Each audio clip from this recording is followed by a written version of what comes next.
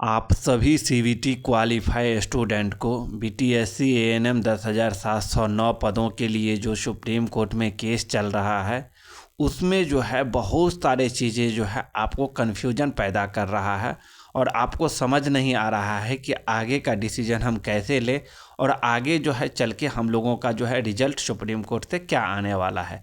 तो इन सब के सारे मुद्दों पे जो है हम बात करेंगे। नया एसएलपी करने से जो है किसका फ़ायदा होगा, बीटीएससी जेई का जो जजमेंट आया है उस तरीके का अगर जजमेंट आता है क्वालिफाई के पक्ष में तो क्या क्वालिफाई के सीवीटी क्वालिफाई स्टूडेंट केस हार जाएगी या इससे जो है सीवीटी क्वालिफाई को फ़ायदा होने वाला है। इन सब सारे मुद्दों पे हम बात करने वाले हैं। तो वीडियो को जो है आप लोग बिना स्किप किए हुए पूरा देखिए, तभी जो है आप लोग सारे चीज़ों को समझ पाएंगे। एक एक चीज़ जो है हम बारीकी तरीके से आपको बताने वाले हैं।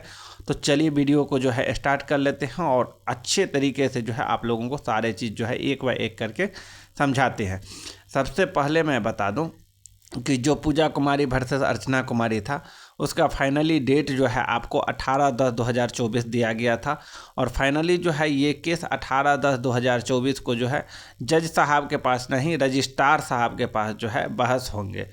अब आप कहेंगे कि सीरियल नंबर यहाँ पे दे दिया गया है 71, आप देख सकते हैं। तो आप कहेंगे कि फिर जो है 18 तारीख को जजमेंट नहीं आएगा। तो हमने जो है आपको पहले ही बता दिया था कि 18 तारीख को जो है रजिस्ट्रार के पास आपका केस जो है रजिस्टर्ड हुआ है और 18 तारीख को जो है केस रजिस्ट्रार के पास ही सुनवाई होगा, ना कि जज साहब के पास। तो जजमेंट जो है 18 तारीख को नहीं आएगा। बहुत सारे लोगों आपको बता रहा था कि 18 तारीख के बाद जो है देखे होंगे कि संविदा कर्मी की काउंसलिंग हो रही है। तो मैं तो बार बार कहता हूं कि ऐसे फ्रॉड आदमी से जो है आप लोगों को बचना है। जो सही रहता है वही जानकारी जो है यहाँ पे दिया जाता है। फाइनली जो है आप लोगों के पास 12 दिन का समय बचा हुआ है। रजिस्ट्रार के पास जो है जो भी आप लोगों का तैयारियाँ करना है 12 दिन के अंदर जो है आप लोग तैयारियां कर ली, क्योंकि 18/10/2024 को जो है सीरियल नंबर 71 पे आप लोगों का केस जो है रजिस्ट्रार के पास रजिस्टर्ड है।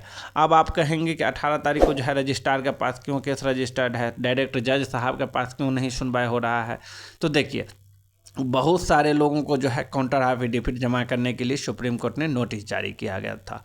अब नोटिस जब जारी किया था तो जो भी काउंटर एफिडेविट जमा करेंगे वो सारे चीज़ों को जो है जो भी काउंटर में आप लिखे हैं उन सारे चीज़ों को देखता है कौन, रजिस्ट्रार देखता है। और जब रजिस्ट्रार को सारे चीज़ देख लेते हैं, सभी का काउंटर एफिडेविट रजिस्ट्रार के पास पहुंच जाते हैं, सारे चीज़ देखने के बाद फाइनली वहाँ से जो है जज साहब के पास, जज साहब के टेबल पे जो है केस जाता है। तो इसीलिए जो है 18 तारीख को जो भी काउंटर एफिडेविट जमा करेंगे, चाहे जिसके पक्ष से भी हो, उन सब सारे चीज़ों को देखा जाएगा और फाइनली जो है उसके बाद आपका केस जो है जज साहब के टेबल पे जाएंगे। यहाँ पे आपका स्टेटस यहाँ पे देख सकते हैं, केस स्टेटस में आप जाएंगे तो सारे चीज़ आपको खुद ब खुद जानकारी मिल जाएगा कि क्या केस में जो है सुनवाई होने वाला है 18/10/2024 को। यहाँ पे देख सकते हैं, pending motion hearing service complaints before registrar J freshly adjustment matter notice returnable order. जो है आपको जो ऑर्डर पटना हाईकोर्ट ने दिया था 2 ऑर्डर, उसी के ऊपर जो है अभी फ़िलहाल बहस होने वाला है और फाइनली जो है इसी के ऊपर सभी को जो है नोटिस जारी किया गया है और इसी का सुनवाई जो है आपको 18/10/2024 को रजिस्ट्रार साहब के पास जो है फाइनली सुप्रीम कोर्ट में होगा। हमने पहले ही बता दिया था कि 18/10/2024 जो टेंटेटिव डेट मिला है वो कंफर्म डेट है और इस दिन जो है सारे सीवीटी क्वालिफाई के तरफ से जो भी केसेस हैं उनके तरफ से और भी जो भी केसेस हैं उन सारे केसेस का जो है सुनवाई रजिस्ट्रार के पास होगा। हमने पहले ही आपको इन्फॉर्मेशन दिया था और फाइनली वही होगा। जो भी केसेस हैं उन सारे केसेस की सुनवाई जो है 18 तारीख को रजिस्ट्रार के पास होंगे और उसके बाद जो भी काउंटर जमा कर दिए हैं उस केस का भी सुनवाई और जो नहीं काउंटर फाइल करेंगे उसका भी, सारे चीज़ों का जो है सुनवाई आपको जज साहब के पास चले जाएंगे और फिर से जो है किसी को मौका नहीं दिया जाएगा काउंटर जमा करने के लिए, क्योंकि एक जो है समय अवधि था और इस समय अवधि के अंदर जो है सारे लोगों का जो है काउंटर जमा करना था। बहुत सारे यूट्यूबर के माध्यम से आप देखते होंगे कि बताया जा रहा था 24 तक जमा करना था और बहुत सारे लोगों की तरफ से बताया जा रहा है कि क्वालिफाई जो है अभी तक काउंटर नहीं जमा किए हैं। तो आप उन यूट्यूबर से पूछ सकते हैं कि क्वालिफाई में जो है किन किन लोगों को किन किन लोगों को जो है काउंटर फाइल करना है, ये आप एक बार पूछिए और उनको बताइए कि नाम बताने के लिए कि क्वालिफाई को जो है किन किन को नोटिस जारी किया गया है और कौन कौन लोग जो है ऐसे जिसको जो है काउंटर एफिडेविट जमा करना है, उनको ये भी नहीं पता होगा। फिलहाल जो हम बात करेंगे कि यहाँ पे तो देखिए जो भी पिटिशनर यहाँ पे है, इन सभी पिटिशनर में से जो है सभी को जो है काउंटर फाइल नहीं जमा करना पड़ेगा।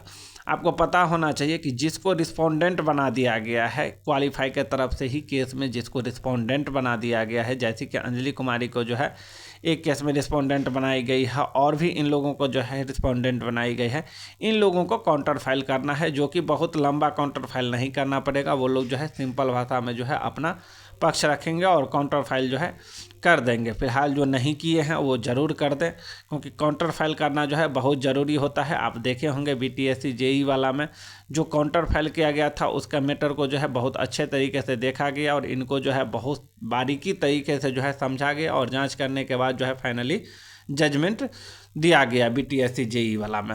अब बात कर लेते हैं कि क्या बीटीएससी जेई के तरह वैकेंसी अगर आता है एएनएम का जजमेंट तो क्या होगा। तो देखिए, अगर बीटीएससी जेई के तरह भी जजमेंट आता है तो सबसे पहले इसमें जो है क्वालिफाई की जीत होगी। कैसे, आपको हम ये बता देता हूँ। देखिए, पटना हाई कोर्ट ने बीटीएससी जेई वाला में क्या कहा था कि वैकेंसी को जो है आप रद्द कर दीजिए और नया तरीके से जो है वैकेंसी लेके आइए। वहाँ पे जो है बिहार सरकार की जीत हो गई थी।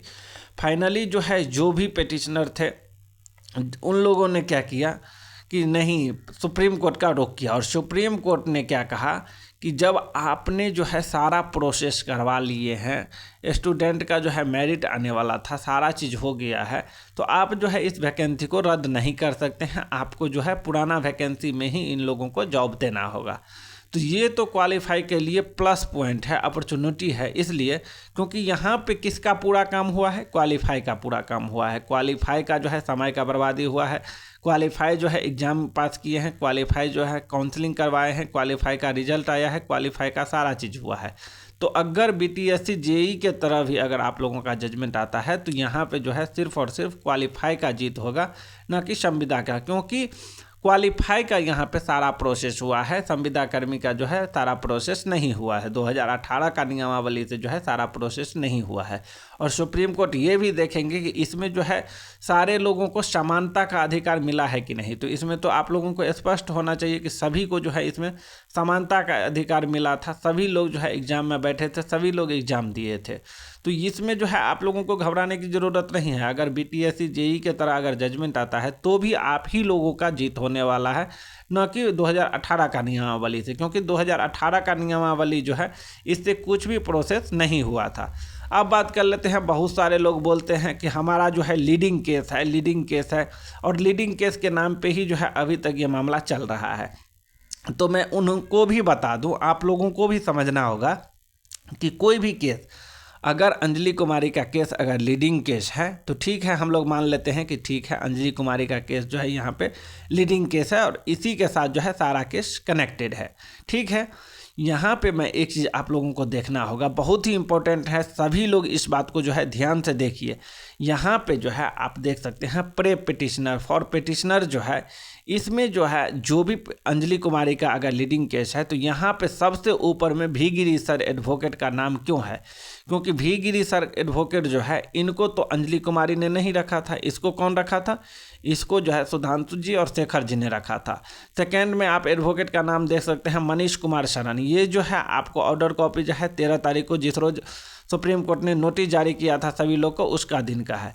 तो यहाँ पे आपको देखना होगा कि अगर अंजलि कुमारी का केस ही लीडिंग केस है तो यहाँ पे भी गिरी सर एडवोकेट जो है उनका फर्स्ट नाम क्यों आता है, मनीष कुमार शरण का क्यों दूसरा नाम आता है।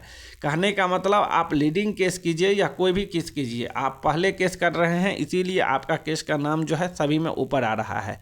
लेकिन यहाँ पे जो है जीत अगर दिलवाना है तो एडवोकेट को जो रखेंगे उसी के थ्रू जो है आपको जीत मिलेगा। और फाइनली जो है यहाँ पे सुधांशु जी के ग्रुप के तरफ से जो है भी गिरी सर को रखा जा रहा है, इसीलिए आप लोग आंख बंद करके जो है भरोसा कीजिए और आगे की तैयारियाँ